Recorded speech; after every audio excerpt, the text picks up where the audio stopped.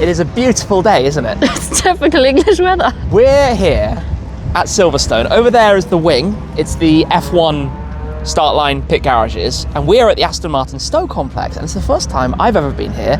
I'm sure it's the first time you've ever been. It's also the first time I've been here. We have come up with the Vantage GT8. Appropriate. It was forecast to be clear and dry by the time we got here, which would have been perfect for what we're doing today, which, as you might be able to tell, involves the Formula One safety and medical cars. Which is really cool. The Vantage and the DBX 707, but not just that. I'm going to be driving them today, both of them, and I'm going to be joined today, well, I'm going to hop in the passenger seat to be driven properly by F1 safety car driver Bernd Maylander and F1 medical driver Karl Reindler. This is going to be quite cool. That is really cool. Really, really cool. Low-key jealous. This wetness is going to make it very sideways. We're going to have a proper look around the cars. Shall we come up this way? Let's have a look, yeah. And just come and take a little sneak peek at them. I have not worn a jacket in ages, it feels. I mean, you would think it's summer, right? But it's England. I will add that this video is quite heavily embargoed, so we're actually filming it a long time before we're allowed to upload it. It's all part of the F1 75 and the race at Silverstone. Whoa. And I hope that the microphones aren't getting destroyed by the wind noise. Yeah. But we're going to learn a little bit more about these. Obviously, DBX 707, gosh, I drove on track in Las Vegas. Which is very funny because I wasn't there and I watched you from the live camera of the Sphere. Yes, going past. Obviously, the medical car and the safety car have a few changes from their standard siblings, the road-going cars, so we'll run through some of those details. But they look amazing, to be honest. One of the most capable super SUVs imaginable. I was really impressed when I tracked it. And then the new Vantage we went to the global media launch of. Was that in Spain? That was in Spain, yep. And I can tell you this thing is immensely potent. Obviously, extra splitters and wings and things, but I believe the standard factory powertrain, I believe the idea is that they take the regular car and obviously these lead the pack. So we're going out today with the fastest man in F1, the man who's led the most laps in Formula One ever. Quite exciting. I think it's fair. Bernd has been doing this for 25 years and has seen a lot, I imagine, in that time. Oh, I'm sure. So they've got the two runners, the two static cars here, and shall we go inside though? should probably go and warm up for a moment, Yeah. shouldn't we? Head inside and have a little chill before it's time to find out a bit more. It's going to be a little bit better in here. After you. Thank you very much. Inside, that is the previous gen Vantage safety car. Definitely a different wing. Yeah, I mean, those were already very capable at the time. It's a little bit nicer in here, It's isn't a it? bit better in here, yeah. Gosh, this is... Really nice setup. Yes, they do a lot of the testing here, so new cars, new models and things. But I think we're gonna hold fire and hope that it gets a little bit less windy, wet and cold. Fingers crossed. Very nice to meet you. How are you doing? Yeah, fine. How are you? Good. How's it going? Nice to meet you, Karl. Nice to meet you. Perfect weather for it. Absolutely, yeah. Well, that's the moment where you learn. You learn to drive in a different way. Yeah, exactly. It's going to be a lot of fun out there. and it's great for Silverstone. Yeah. So It'll be it's even a fun. good practice session for me. Exactly. Are you still learning? Is it still like at this time? I learn every day when I wake up. Yeah. Yeah. Always something new. Always, I guess new cars, yeah, new well, locations. I learn every day, I have to say. 100%. I just learn every day when I wake up, and my boys with 7 years are talking to me. I said, okay, well, maybe they are right. They see this from a different kind of view. And I learn every day. I did a couple of laps this morning. The wet line where you have to brake, where you have to adapt your driving. And that's for me, everything is learning. That gives you more experience. Yeah. And that's a part of learning for me, yes. I know a lot, but never think about that this is the maximum. Yeah. Always something still to go. 25 Never years stop. young. Never stop. We're braving the rain for a minute, and I say we, with Andy Tokley, chief engineer behind this project. For DBX, yeah, absolutely. All models and iterations of DBX. Yes, yeah. So I suppose our focus today, as the wind is really quite sideways, is when it came to this, when the collaboration began, when the idea to make the medical car DBX comes about. Like, what do you have to do? What are the like primary things you're thinking about with that? So the first thing really was understanding all of the FIA kit that needs to go in the car, making sure we had an appropriate place to install it all and keep it accessible, and most importantly, cool it, because there's a whole host of electrical modules in the boot that need specific cooling as well. So it's not something you normally do in a road car. And I guess pack the boot full of modules. Yeah, true. They're kind of going around the world. They're going to very hot locations as well. They're being put through their paces. They are, yeah, but we do a lot of, let's say, high duty cycle development on the cars, even as a road car. So actually from a standard car, there is extremely small changes on the car. Some precautionary cooling changes on the car, mainly a bit of underfloor cooling for the electric active anti-roll control bars.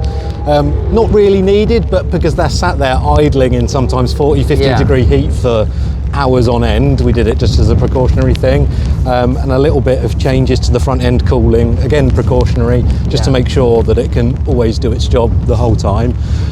But handling wise, exactly the same as a standard car. The guys obviously did the test in the car over at Nardo leading up to the F1. I think they were a little bit worried about using an SUV as the medical car, but after they did some laps at Nardo, they were very, very impressed with the performance of the car and how actually agile and adjustable it is. So nothing has to be changed in terms of aero profile or anything like that? No, so aero on medical car is completely carryover from the road car. And then how about the fact that it has to be like ready to go on the button? I mean, the cars are sitting idling ready, right? When Karl's needs to take the car out, he's sitting there. If the race is running to schedule, it's an hour and a half, or if it's all over the place and taking hours and hours and hours and hours. It's completely, I guess, obviously you have to test for this for the road cars anyway, right? But it's good to go straight away, boom, out there. What about tyres? Is there anything? Completely standard tyres as well. Yeah, so standard P0, PZ4 tyres on the car as well. Again, very durable. On a Thursday, the guys quite often do an hour track session in the car as well, where the car gets driven, say 110%. For a whole hour, and quite often it goes through that kind of use and then sits in the pit lane idling afterwards, which is the worst case for heat. So copes with it. Hot day in Bahrain or something. And then inside? Yeah, obviously some other changes on the inside. So Recaro pole position seats, cool. Front and rear as well, which is quite nice. Camera has to come and take a look at that. The full bucket seats inside. That's actually really cool with the kind of cage fabrication. Fire extinguishers, bucket seats, harnesses, cage obviously for the harness attachment points, and then screens and displays and things that it has to carry as well. Yeah, screens and displays for the FIA communication. And the passenger footrest. Yeah, needed. To have a rigid kind of hold position when you're going absolutely flat out. And by flat out, a bit more flat out than I was trying to do at Las Vegas when I got to drive one of these for the last time. The walls are probably a bit intimidating at Las Vegas. They are, and the lights, and the whole fact that you're doing it at 2 a.m. But anyway, nonetheless, should we get out of the rain for a minute? Thank you for showing us around. Yeah, no problem. I am braving this rain, which was supposed to have ended by now, to come back to the GT8 because I need to get some cameras and a helmet and a lid. Oh, rainwater going everywhere. Wonderful. So I will grab these and take them in, or in my bag somewhere. Get these set up in just a second. And then, like I say, take the helmet, and I think we'll both be able to go. I think Puppy can join me as well in the car in a moment. All right, let me step in here. So these are the bits you don't normally see with all the gear and the cameras that need rigging before every video. First up is a sighting lab. So, to learn about this. Good morning. Beautiful British weather day here at Silverstone. Absolutely fantastic weather. Yeah. Oh no, wait. I need to pull the door a bit harder than that. So we're in a DBX 707, the FIA Formula One medical car. We've got two of them, and we've just come off the back of the Barcelona weekend, which was in the other brand.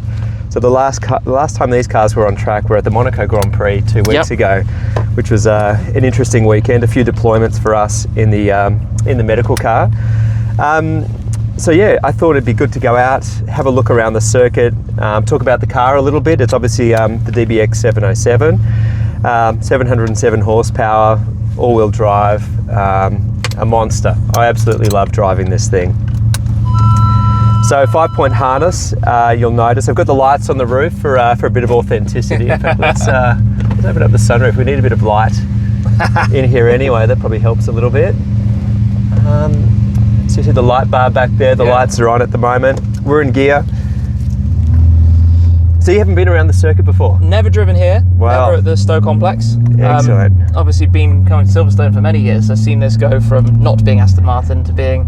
I can't believe how much it's changed over the years. I competed in British F3 in 2005 and 6, lived in the Silverstone village and used to wake up to the sound of V10 Formula Ones circulating around. It was the best alarm bell you could ever hope for.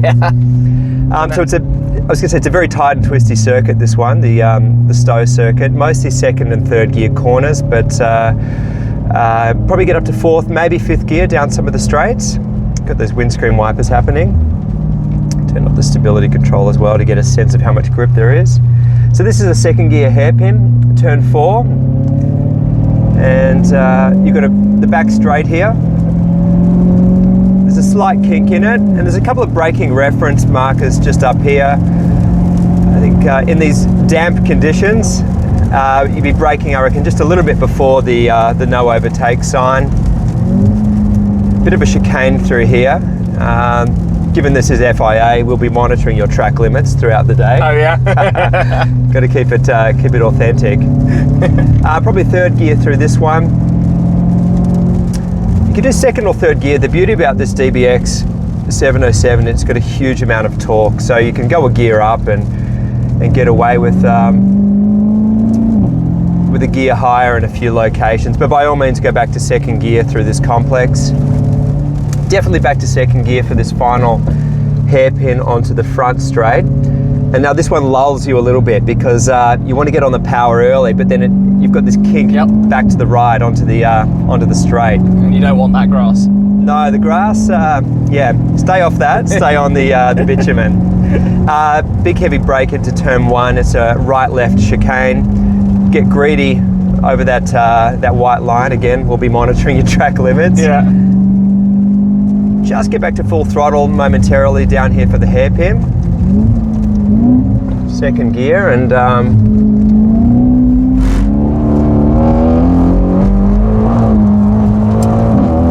Impressive. the grip level is quite low, as you've just found out. It also didn't sound particularly, let's say, stock exhaust equipped back there. So I think there's not much that's actually modified in these cars. From a performance perspective, it's pretty much the standard amount of power and torque. The weight, while we've reduced some weight in the car, we add a lot of weight back to the car with the medical equipment, and there's a lot of communication equipment that's in the back, but it performs incredibly well as a standard vehicle. They do some geometry changes, mostly to help with tyre wear, more so than from a performance perspective. We'll go for one more lap if it suits you.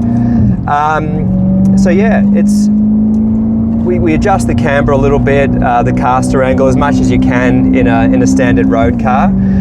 The rake in the car is ever so slightly different. I think when you've got professionals driving the cars, you prefer to have a stronger front end. Think about Max Verstappen, how much he likes a strong front end in the car. But for most people that buy these cars, it's probably going to be too much front end. But the balance difference between the standard version, the road going version, and this one is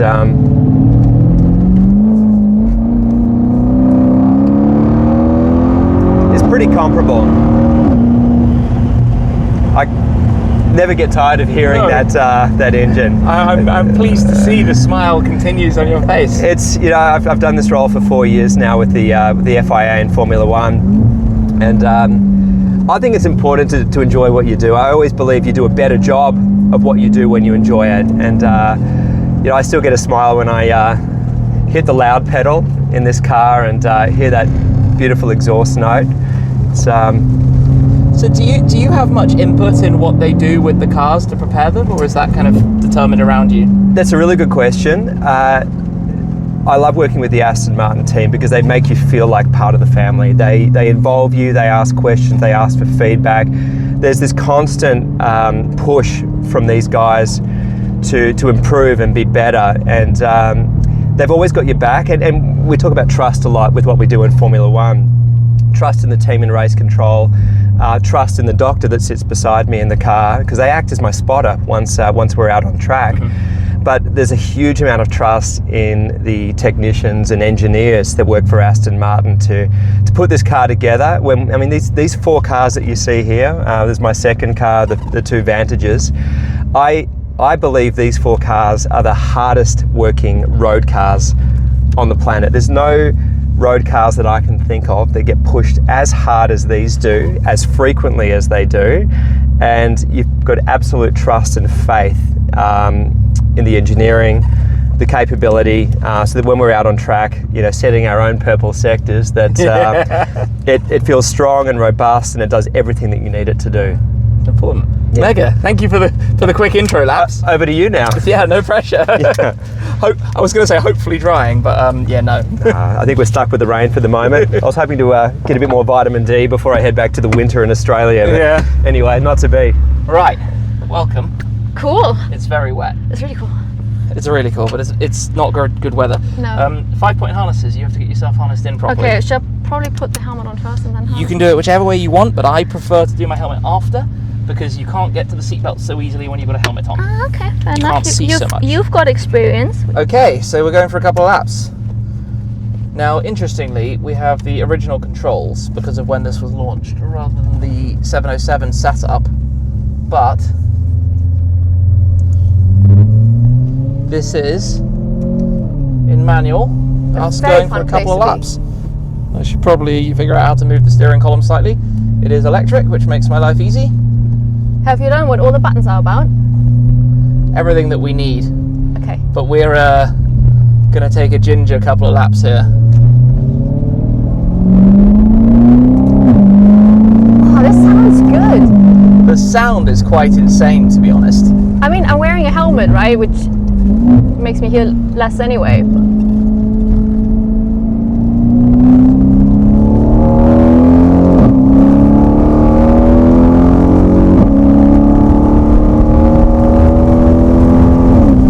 The rain is not ideal. So you can nip these curves. All meanwhile, we've got the F1 pits right there.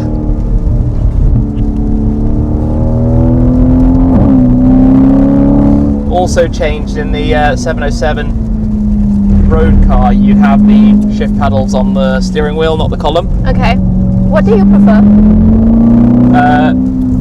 I go backwards and forwards. These days, I mean, the original philosophy was that they should be on the column so that you don't shift mid-steering. Yeah. But the reality is, in a modern car, that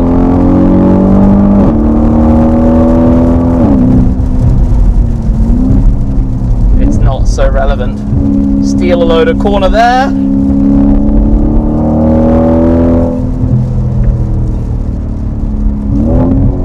This weather is awful. I think it's getting worse.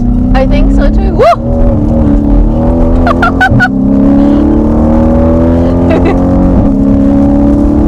Wasn't me. You did that on purpose, right? Of course. I learned from Karl. What's interesting though is that despite the weather and the fight for traction, we're not doing too badly.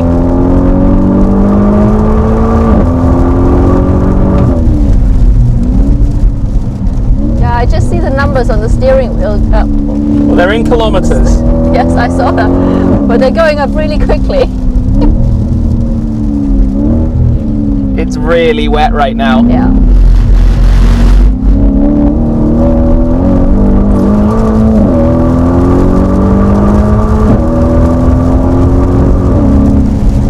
So this is where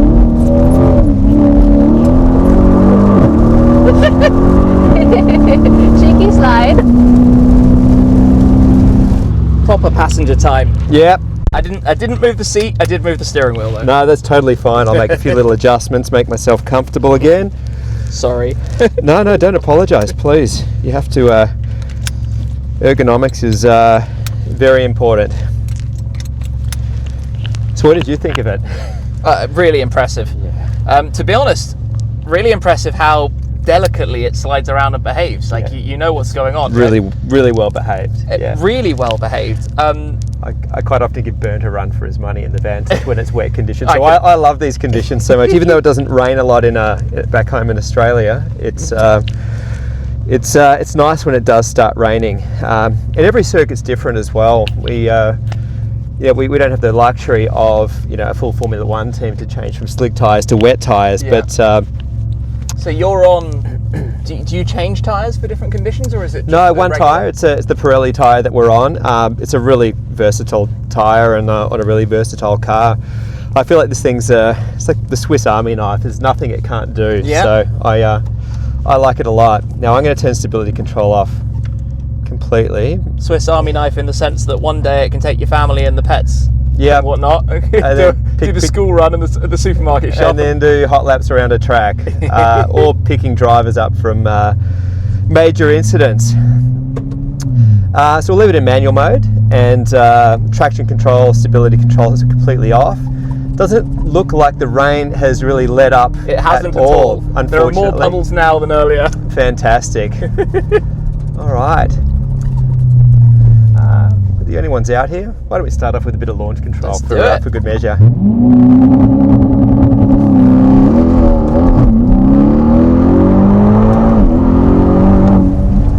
Oh yeah, a bit of standing water, isn't there?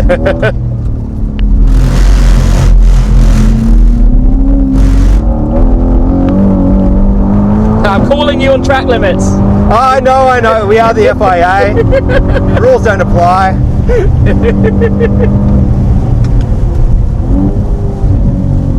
It's a fun little corner, this one. So I missed that apex there. Yeah. Get a nice wide line through here.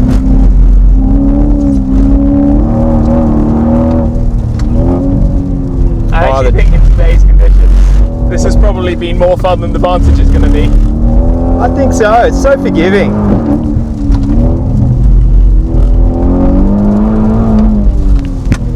This corner is so tricky.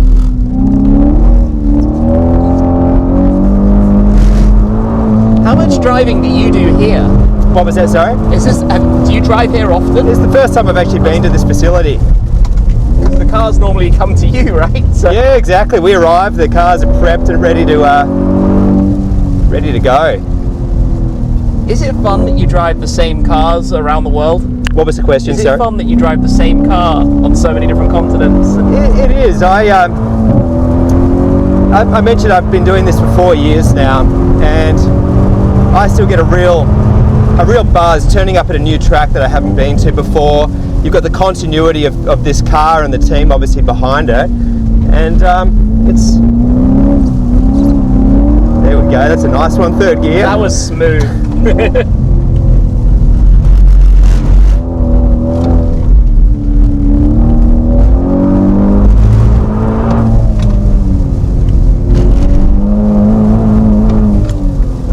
Drive this thing like a rally car in these conditions. It feels like it. It rewards you for throwing it. Yeah, you know what? That's what I love about this car is you can grab it by the scruff of the neck, drive it hard, and you're rewarded for it.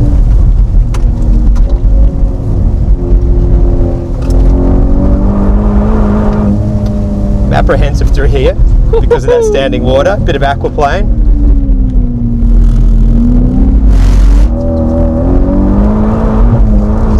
Perfectly executed. Anyway, and I'm still smiling after all that. Do you have a favourite circuit to drive? Is there one every year that gets your heart racing more? Yeah, it's a really good question. I mentioned I love the street circuits in this car, but I would say, being a racer at heart, I love the old school circuit. So I would say my two favourite. Can I pick two? You can pick two. I love Suzuka. There's something magical about Suzuka. It's high speed, it's unforgiving, it's got a beautiful flow to it. But the other one is actually Imola, and I absolutely love Imola. Spa's definitely up there. I was fortunate enough to race there in F3, and it's probably my third favourite. But Imola, it's just got this lovely flow to it. It's got the undulation up and then down. Some chicanes. It's got a mixture of everything, but there's also, like Spa, there's rich history there as well. It's famous and infamous, I guess, as well. there's just something magic about being at Imola. So it's I feel very lucky to do what I do. Flown around the world driving nice cars like this, but at the same time, you do have some pretty scary moments as well, where Sure. Drivers are in very precarious situations, and I hope that I never find myself in this situation where someone's fighting for their life, but we're there to help. I've got the doctors with me, we've got the trunk, the boot, depending on where you live, full of medical equipment, first intervention equipment. It adds a lot of weight. Fire extinguishers as well. We are first response on steroids, basically. Well, that was epic. Thank you so much. Thank you. What a Appreciate run. it. This is the worst possible weather for it. It's all fine. Oh, goodness me. Okay. Out of the rain. Fantastic. All right. Right, let's get the harnesses and everything on. So settings. Telemetry screen. Yeah. Well, it's always good to have an eye on it. To the temperature, torque, and to the power. I would say it's a standard thing. It's interesting with the slightly different control panel here. But These controls. yeah, well, go to the main facts. It's I would start with traction control. Yeah. The normal settings are on dry conditions. It's traction control. We have 9 different levels. Mm-hmm. 9 means off, and usually if you're going on the track, it depends between 6 and 8. But I try, because we never know how long we are on track. So I start usually, let's say with 6, and then you go a little bit higher or a little bit less. Depends also to the racetrack where we are. Well, this is important, and the 2 red buttons are important. Yeah. The light system, it's usually, if you're in parking position, it's off. It's the flashlights, we call it standby lights. The yellow lights when we are deploying, the green lights when we get the order from race control that someone can overtake us. Mm-hmm. The drivers get informed by the team get informed by race control, by the race director, and so that's the moment when the race director says, okay, green light, there will come a couple of cars like last weekend in Barcelona, we switching the green lights on, and the drivers also know it already that they are allowed to overtake us. The yellow lights are the deployment lights. I call the flashlights like an attention light. So something is going on. If everything is off, we are not exist. Yeah. Even when we are on the track, let's say when we going to a different parking position and there's no lights on, we are not exist. We are. Yeah. If the lights are on, pay attention, something is going on. Mm-hmm. The most important thing is the radio contact to race control, to the race director and to the deputy, to Claire. Main radio, backup radio, main radio, backup radio for the co-driver. The co-driver, Richard, he's usually the guy who's talking to race control. I hear everything. We can talk to each other by intercom, but let's say 80% or 90% of the conversation, it's up to him. I'm listening, I'm talking when I want to talk into the radio because he's pressing the button. Yeah. Even if he's pressing his button, I'm also online. Got it. That's quite clever. We have 2 screens in front of us.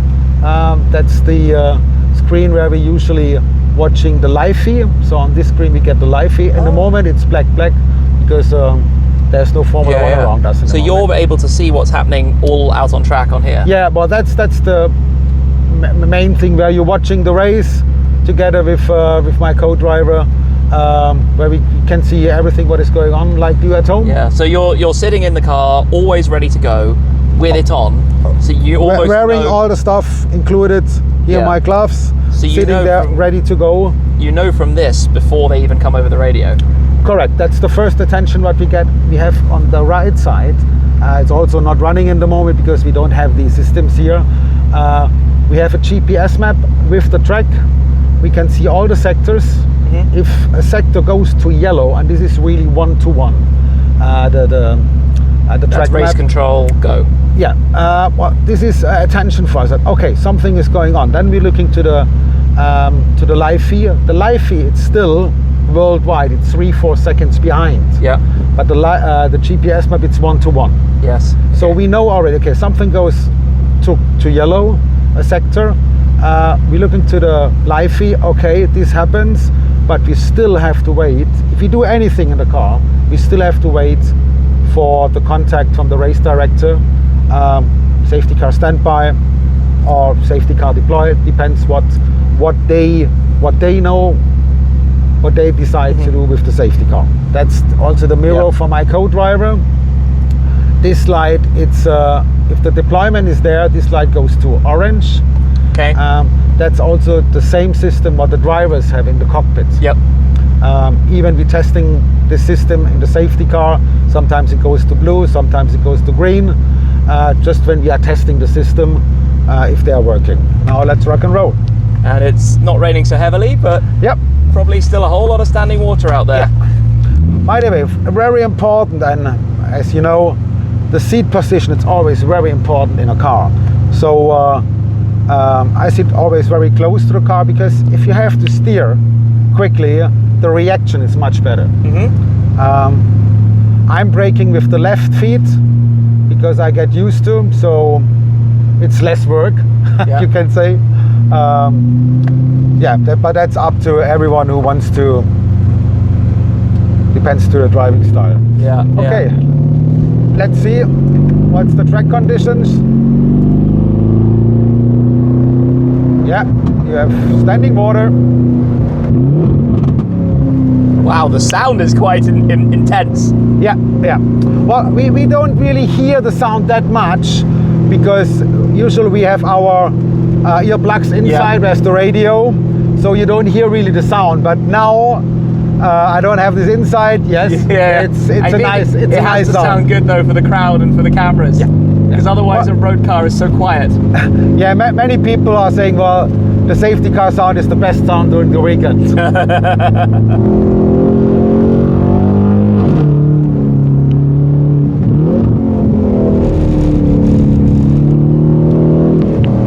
We have to use road tires on the safety and medical car from Pirelli P0.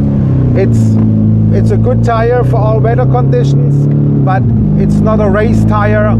It's not. I would say it's a good performance tire to cover all situations. And if we don't get any grip anymore, if you speed up a little bit more, you are not the captain anymore. And that's the moment when we have to say safety first. Yeah. And during a deployment, believe me, there's so much communication between race control, between us, race control to inside the race control, to the clerk of the course, to organizing everything what happens, maybe to organize also the medical car, depends what happens on the track. So communication in this job, it's the most important thing. Yeah. And it's a proper teamwork, and absolutely it helps if you have a car where you can. For sure, you have to be focused on your driving, but also on top, focused and listening to the communication, to do the right order, to give the right information. So it's a proper, I would say, team sport.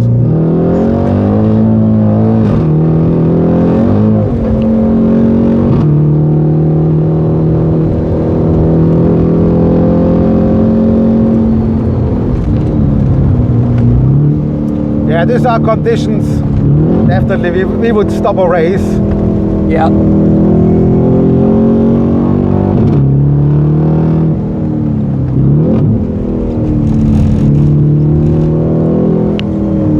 It's pretty treacherous out there. Yeah, well, we are here on this little test track Stowe. Yeah, I think that's not prepared for Formula One race. I'm pretty sure if you go on the Grand Prix circuit, for sure there will be also a lot of water. Yeah. But that will be definitely much more drivable. Well, that was mega. Thank you for the laps. No problem. That was a lot of fun. Pleasure. I'm going to go and drive it round very slowly. Yeah, but so be careful. Standing water, Yeah, if you are, always. well, I think you know it really, really good. We could push more, but I think it makes no sense to be. No, not today. I always try to say, well, I want to be the captain. Yeah. And if you say I'm the captain, you should have everything under control. And that's this- very important, by the way, in my job. Well, there's no prize for being a hero, right? No, in my job, you can't win anything. You just cover your job as good as possible. And I have many people behind me. There are many people at the track. I want to save everyone. That's my job, to make that everything is safe, that make it happen. And that's why you have to stay on my side, always on the safe side. If you start to think about to risk something, that's the point what it should not. Yep, you got it wrong. Because then the rate to make something to run out of control, Yeah. it's so much higher. Don't take this risk. Yeah, got it. I'm in a road car with 1,750 kilos, something like that, or 1,800 with fuel and with my co-driver. I understand a lot of Formula One cars, but if I'm still safe on aquaplaning, maybe they are already struggling because they're not producing downforce on a low speed. Yeah. And then many things can happen. Stay on the safe side. That's our job. Mega. Thank you so much. Thank you. We've had a swap around, That was quick. but we're very against the clock because it's a hard stop for the Lunch break. lunch break in 7.5 minutes, which is enough time to do a couple of laps. Yeah. Bernd obviously is driving with full ESC off. Are you gonna do the same? I think I'm going to. No, that's stop start. Where do you even go in here for the ESC fully off? There, obviously. There's a lot of standing water now. Yeah, I saw when you were going around.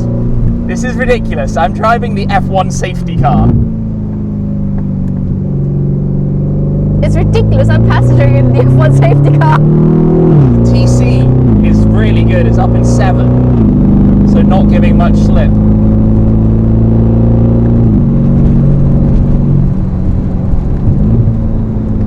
It's so loud. It is really loud. It sounds really good.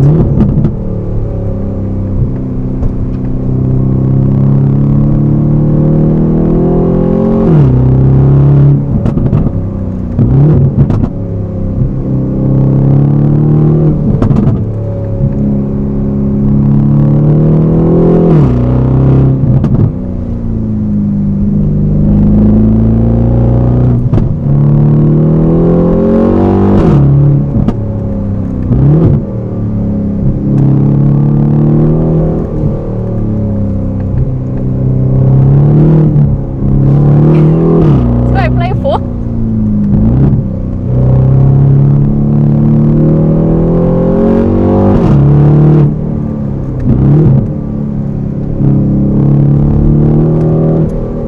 It's funny when the key objective is Yeah. to make good progress, but do it with no risk. Because if you spin out as the safety car driver, Uh-huh. you failed at your job, basically, right? For the day.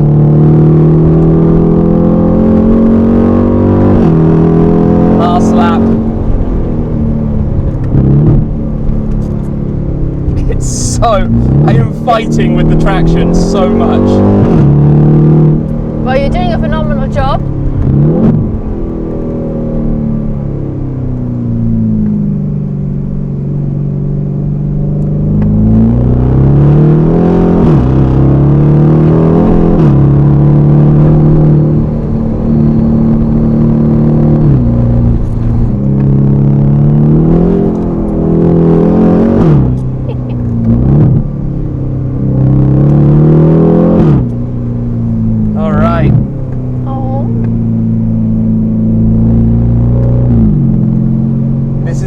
absolutely ludicrous. That is quite ridiculous. I've kind of got the urge to press all of these buttons. Yeah. I mean, I'd have loved to have driven this in some proper dry conditions, but I'm not saying no to that experience. Oh, this is it's like a once in a lifetime. Yeah. That was really special. Yeah. I mean, the So- places this car has seen. We always think that a lot of your cars travel the world, right? Yeah, But well, this car. I was saying that with Karl earlier. If you think about it, the guys turn up on a different continent, and boom, the car is just there and basically ready to go. And it's still got really good reversing cameras. This is crazy. It's loud. really loud. Yeah. I heard you come past. I can show you the clip later. Whew, Cool. Wow, what an experience! that was amazing. Getting back in the GT8 is going to feel a little bit. Nah, it's not. No. Who am I kidding? I mean, the GT8 is also plenty loud. It's always drama. It's always exciting. All the cameras. That was pretty cool. I just had a radio talking to me. Yeah. It's like, where I does think that it's voice inside. come from? Sorry? Where does that voice come from? Yeah, I think it was inside the car on the radios. That was really cool to drive both of these. I still want to talk with Simon for a minute to understand a little bit more about the changes to the Yep. Vantage. But should we go inside for the second and Yes. get back out of the rain? It has not given up, has it? No. Well, it's eased off, but Keeps going, and it's going to keep going. Oh well, it is what it is. I've already been lucky to drive this, but Simon, you're the man to tell us a little bit more about it. Yeah, absolutely. So we developed this clearly off the new generation sports car Vantage platform. Big step up as a road car from the previous gen, and Big step is an understatement. I'm just going to add Yeah. enormous Yeah. behemoth of a step up. yeah, numbers like 30% more power, Yeah. etc. It was the road car serves as a great platform for the safety car. As such, we really didn't have to do that much to it, but I'll talk you through the basic Yeah. differences. Clearly, the aero is a big departure. Yep. On the front, we've got a 30mm deeper front splitter. We have a lot of features under the car in terms of the underbody, lots of vanes, etc. Okay. And most significantly, most visibly on the rear, we have this large wing. So the road cars, as you'll be aware probably, we don't really engineer for downforce. We look for this sweet balance of lift, drag, downforce to keep it feeling agile at normal road speeds, yet composed on the autobahn, the high speed. But for this application, to give the driver more confidence and work well in all conditions, we gave it 5 times the amount of downforce on the rear axle. So quite significant. And that had to be balanced on the front. A question just almost rewinding. Previous generation Vantage was almost brought into being the F1 safety car, because of course the model already existed Yep. before the partnership with Formula One. This car from the outset, I guess you know from the beginning Yeah. this is in the works. Yep, we had that commercial arrangement, and there are certain things that we worked into it, knowing that whilst the road car is on Michelin's, the safety car needed to be on Pirelli's. We were developing this tyre for another platform, and we tried it on this car through the development to make sure it was compatible. And we engineered the aero to suit, to make the most of them. So even in terms of aero, obviously you immediately notice that light bars of old would have just Yep. been something slapped on the roof. Yeah. This is very much a fin. Yeah. This is a wing sitting up here. Yeah. Do you engineer that? Does that... We engineer it for practical reasons, visibility and so forth, and it is factored into the CA when we're engineering the other aerodynamic elements. Not so much to be a downforce device, but to work seamlessly and not spoil the flow onto the other features such as the rear wing. Because especially at the height at the top of the car, Yeah. you can easily upset Yep. everything very quickly. Indeed. Inside, one of the things that obviously I noticed going in the car is the new controls and buttons and all of that kind of Yep. thing. That's all has to be on the mind at a fairly early stage, I guess, because Yeah, there's an awful lot of electronics that need to be engineered into the car. That's really specified by the FIA. We have to make sure that the vehicle can support all those systems. The good news is that the electrics of the system are more than capable. We don't have to have additional charging capability. Standard alternators, etc., are fitted to the car. And after the package work to integrate them, it's really just robustness. So through all our pre-season testing, we're making sure that it all fits, functions properly. There's a lot of hardware in the boot as well, all supporting the various systems that the car has on it. how much if you can say how much like weight of equipment does it have to carry around? It must be a few tens of kilos or something. Yeah, I think it's about 75 kilos just from the B pillar backwards. So we had to allow for that in terms of how we set up the chassis and the aero. It's significantly heavier than your kind of 15 kilo check-in suitcase that you might normally Indeed. throw in the back. Yeah, exactly. Obviously communications, everything as well. Yeah. But of note also the cooling on the previous generation car. The circuit was much more demanding than our normal testing, especially with the extra weight, etc. And so we incorporated a number of GT4 parts on the front end of that car. Interestingly, this car, with all its extra power and torque, is capable of performing with its standard cooling system, which we find quite impressive. So absolutely fit for purpose as the production cars are. I was talking to the guys about that, and one other thing that I quite like, as any petrolhead enthusiast does, is the noise that the car makes. Yes. Given it's only driven on the racetrack, it has permission to be unrestricted. Yeah, that's slightly different to the road car. So I think you'll agree that the road car is quite characterful in itself. Oh, for sure, yes. This one, to the next level, we deleted basically everything after the primary cats. It's pretty much straight through, giving it that wonderful resonance. One of the funny things about that people wouldn't necessarily consider, right, is if you've just had F1 cars blasting by, or you've had the support races or whatever, a normal road car is actually relatively quiet in comparison. Yeah.